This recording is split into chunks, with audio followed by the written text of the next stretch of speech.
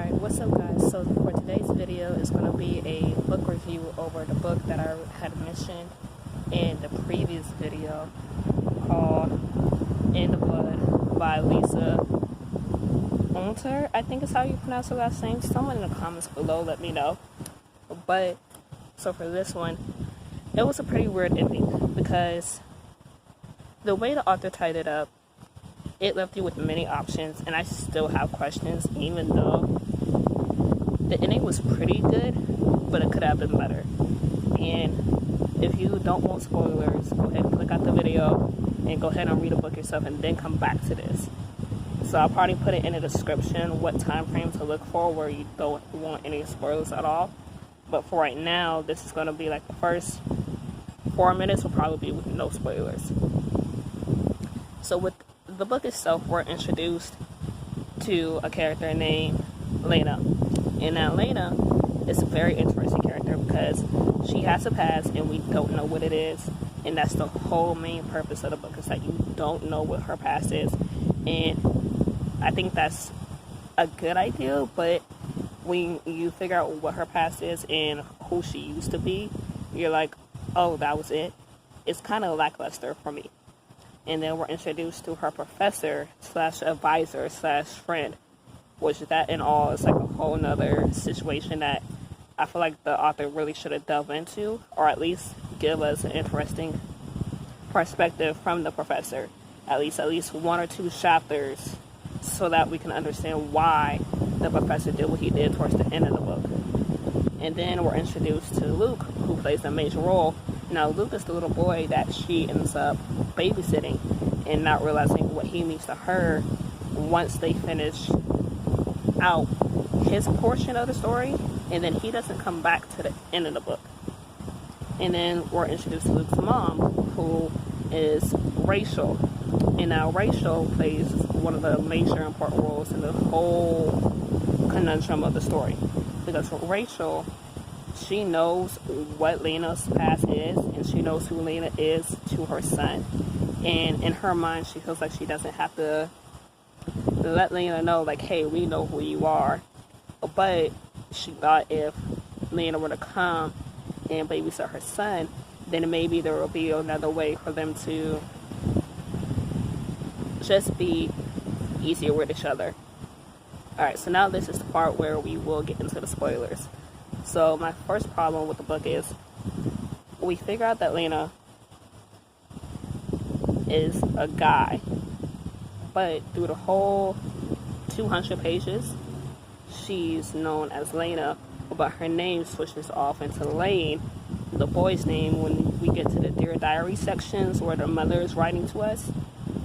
Her mother is the mother of the boy, which is like super duper weird, because I didn't catch on till they said what her name was correctly.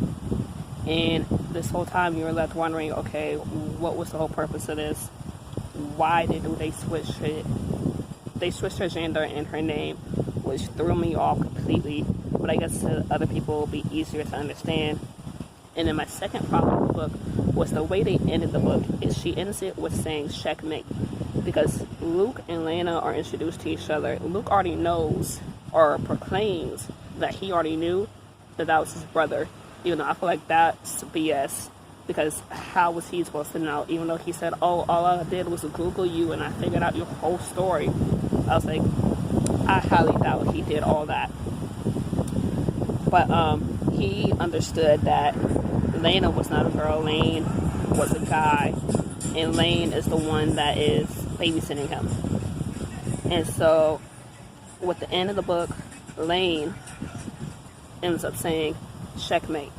And the reason why he says checkmate is because Luke and Lane, this whole time, they've been playing chess, and Luke has always been 5 steps ahead. And so this time, Lane was able to get him by saying, yeah, you may have figured my story out, but you're the one who's locked up in the cuckoo house, while I'm the one who gets to go out and be me and be able to hang out with our father, who isn't mentioned till the middle of the book. And so the father ends up killing their mother, but then we find out that he wasn't the one that killed her, it was Rachel. But Rachel didn't want to go to jail, so the dad covered for Rachel, which is why Luke got so mad at Lane, because he's like, it's your father's fault because he wasn't with us, and so he had to be with you. In order to be with us, his wife had to die, which and then caused him to go to jail, because you know what they say is always the husband. Even though the husband kept saying, I didn't do it, it wasn't me.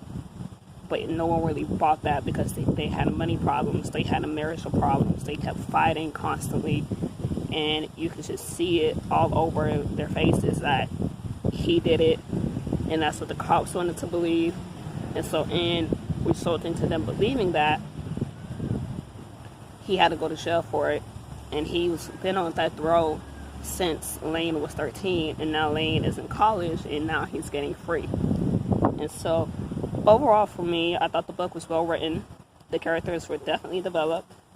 And I loved how, even though Lena went to Lane, when Lena was still Lena, got us a more in-depth version of what the author was trying to convey, and how people may not fit the gender that they're in, and that your gender can change through time, that it is perfectly okay, that you may not feel like a girl even though you're in a girl's body, or you may not feel like a boy but you're in a boy's body. And so I feel like she did that very well. She handled that situation, and overall I feel like the book is like a 4 out of 5. So if you want to read it, or if you want to recommend it to someone who loves murder, who loves mystery, who loves thrillers, this book will be really good. And it's called In the Blood by Lisa, and I'll link it in the description later. But other than that, you guys have a nice day, and I'll check you guys later. Peace.